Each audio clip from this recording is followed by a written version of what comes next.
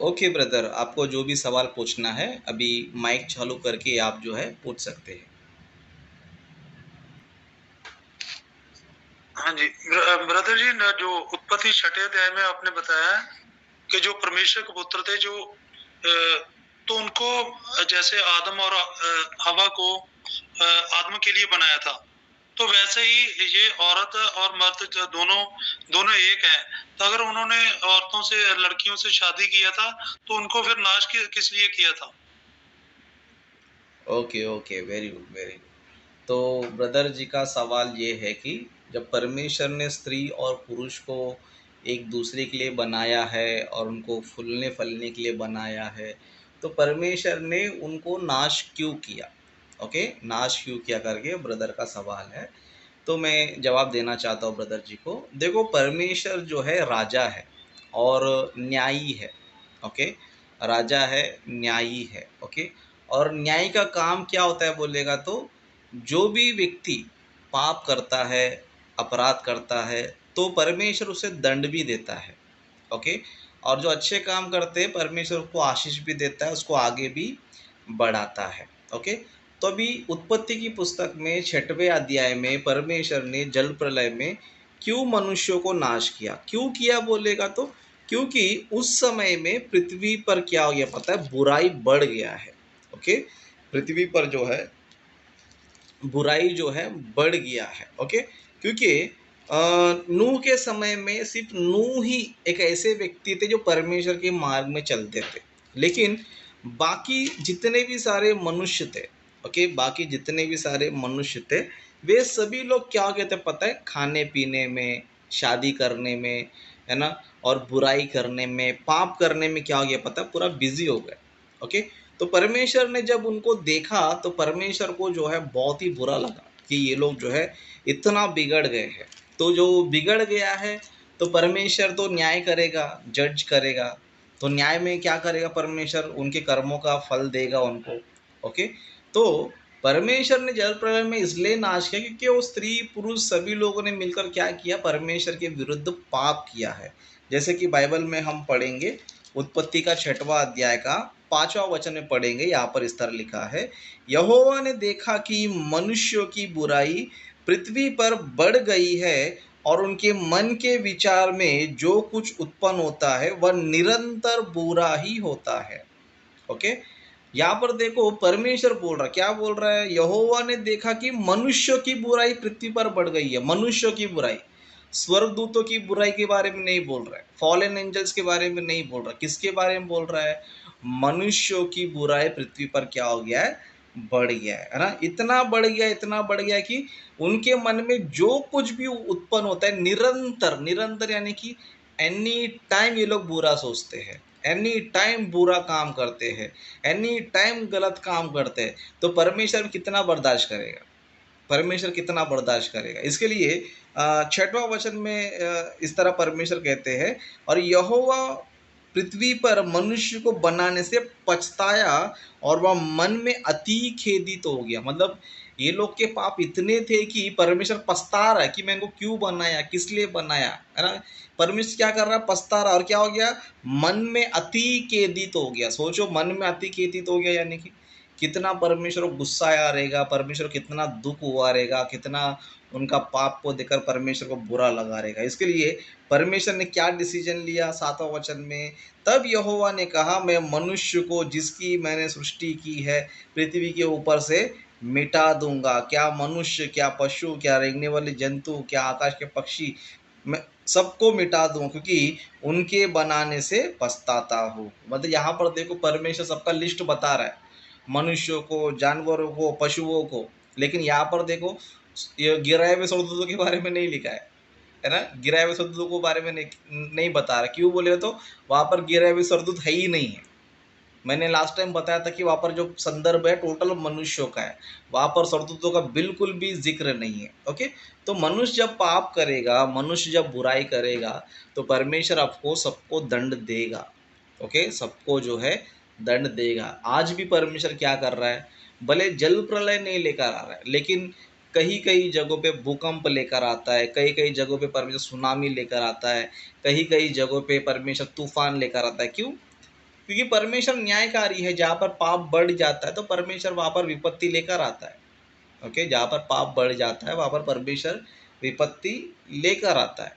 Okay, तो आपका जो सवाल था कि परमेश्वर स्त्री पुरुष को बनाया था, क्यों नाश किया बोलेगा, तो परमेश्वर के उद्देश्य के अनुसार वो लोग जिएंगे तो परमेश्वर उनको और भी आशीष देगा और उनको परमेश्वर काम में इस्तेमाल करेगा। लेकिन परमेश्वर के विरुद्ध अगर काम करोगे तो चाहे वो स्त्री हो चाहे पुरुष हो, परमेश्वर उनको क्या करेगा, मार डालेगा।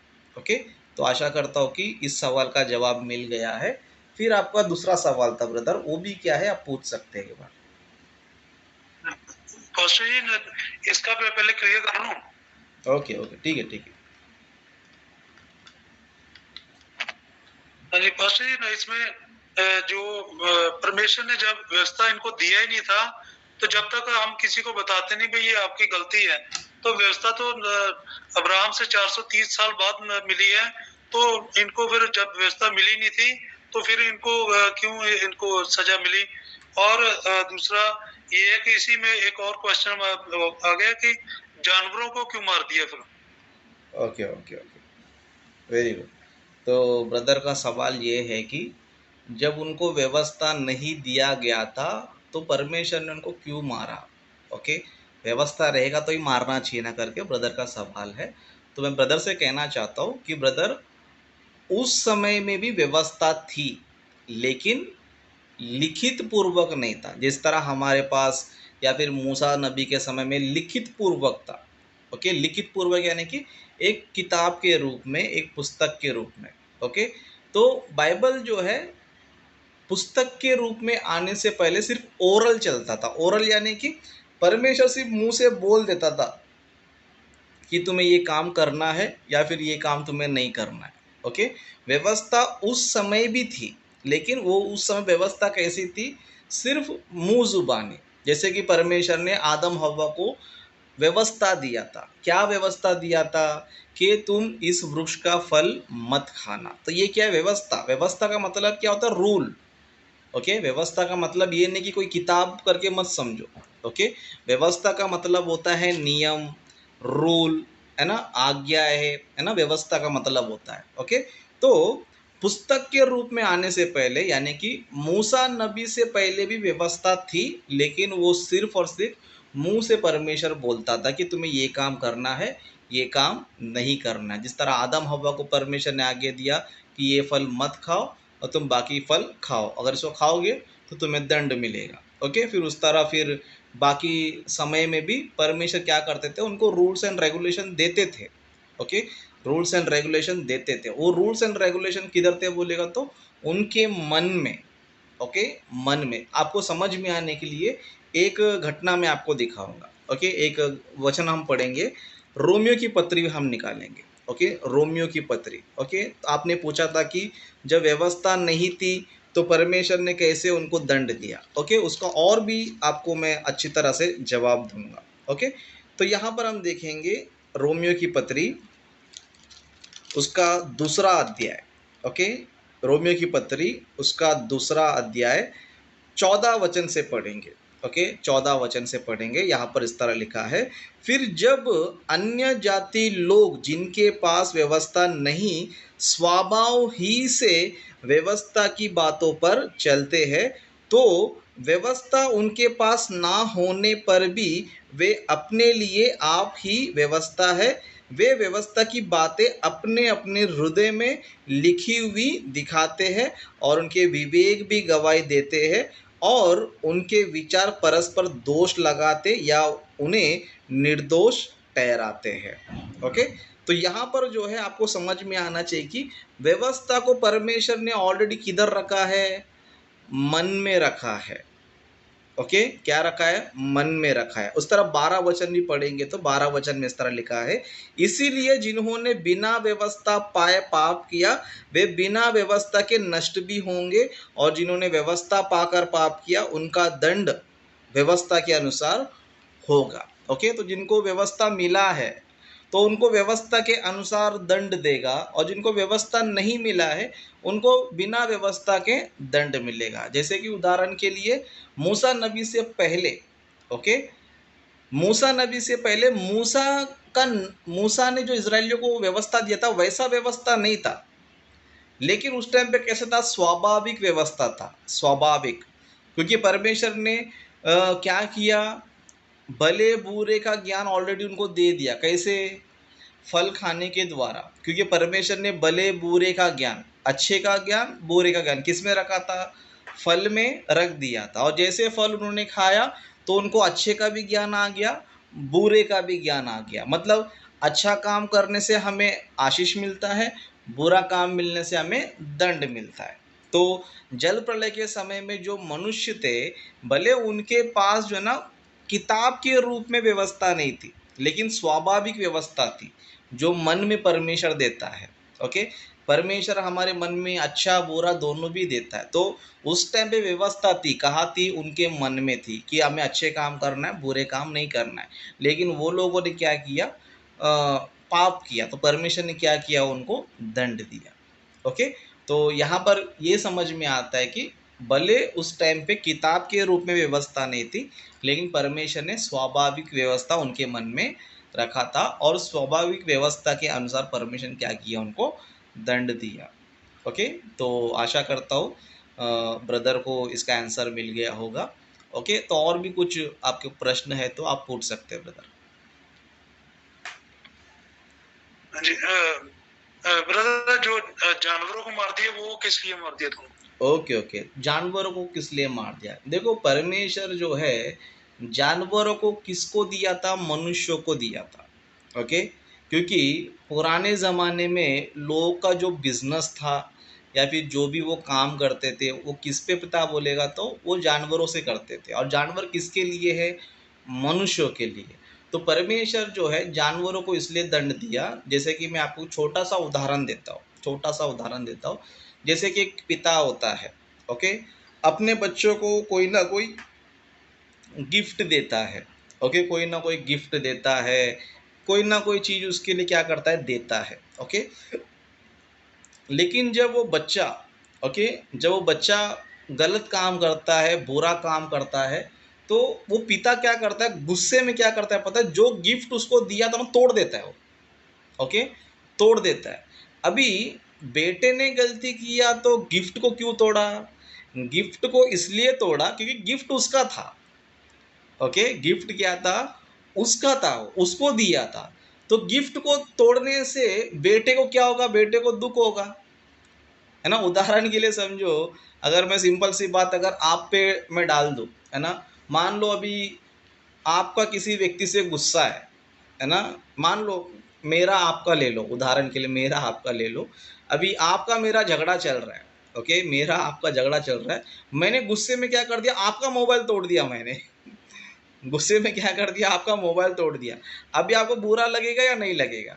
100% बुरा लगेगा, आपको दुख होगा, आप बोलेंगे कि इन्होंने देखो मेरा मोबाइल तोड़ दिया, मेरा मोबाइल तोड़ दिया, है ना। अभी यहाँ पर हम ये तो नहीं बोल सकते ना, भाई तेरा मोबाइल तोड़ा ना, तुझे तो नहीं तोड़ा ना। ऐसा हम नहीं बोल सकते। ओके, तो जो चीज़ तुम्हारा है उसको भी तोड़ते हैं तो वो दंड तुमको ही है। अगर मैंने मान लो अगर आपका मोबाइल तोड़ दिया है तो इनडायरेक्टली मैंने तुमको क्या किया, हर्ट किया है, तुमको मैंने दुख दिया है, तुमको मैंने चोट पहुंचाया है, तुम्हारा मैंने नुकसान किया है।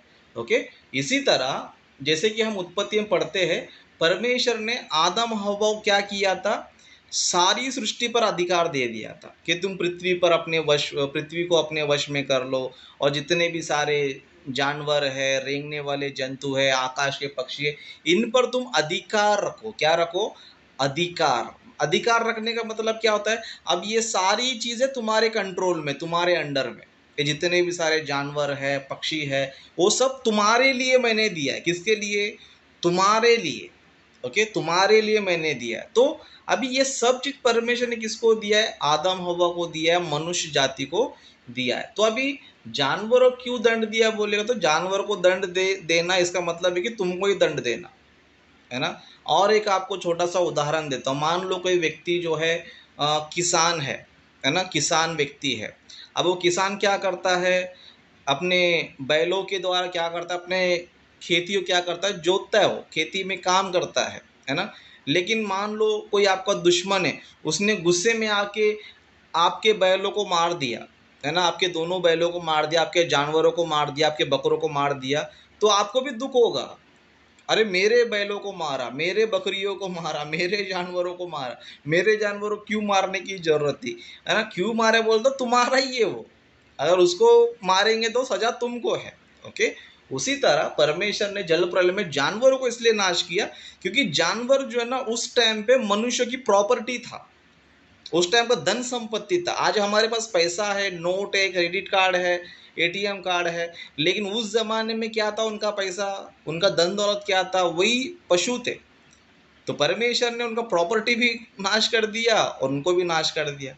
ओके, तो जिस तरह एक बाप जो है अपने बच्चों के खिलौने को तोड़ देता है, वस्तुओं को तोड़ देता है, ताकि उसके द्वारा जो खुशी मिलने वाला था, आनंद मिलने वाला था, उसमें सजा मिलना चाहिए, उसी तरह परमेश्वर ने भी जो है बाकी चीज़ों को नाश किया है। ओके, तो ये आपको समझना जरूरी है कि उस टाइम पे जानवर जो है मनुष्यों की प्रॉपर्टी था। ओके, मनुष्यों की प्रॉपर्टी था। ओके, तो आशा करता हूँ कि आपके सवाल का जवाब मिल गया है।